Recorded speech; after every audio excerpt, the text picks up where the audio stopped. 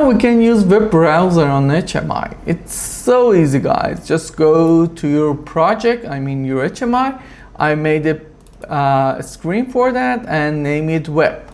This is my web browser. As you can see, you can use it here, HTML browser. Just drag it and put it here.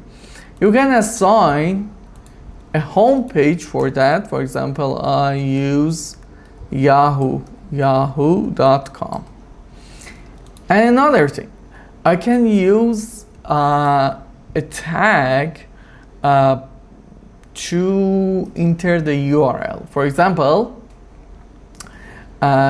just go to HTML browser properties, general, and assign a tag.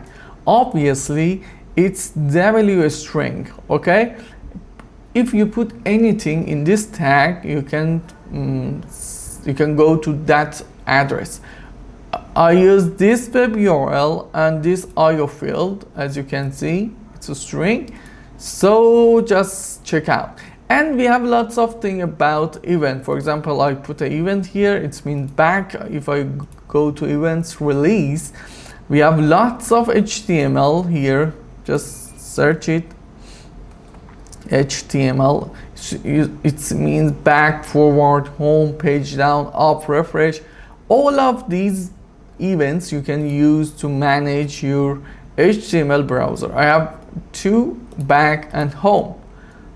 If I go home, it means just when I press this button, it goes home. And this is my URL that I already told to you. So let's go and see how it's going on.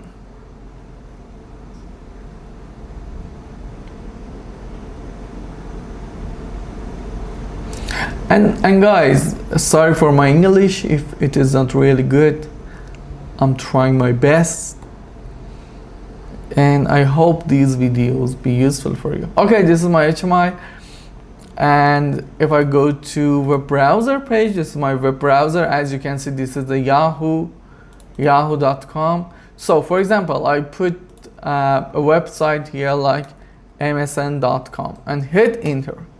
It goes to msn.com.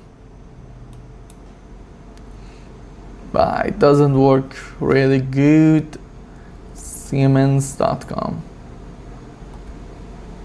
Forbidden. For example, let's go to google.com and hit enter. Okay, this is a Google, and for example, I search Siemens.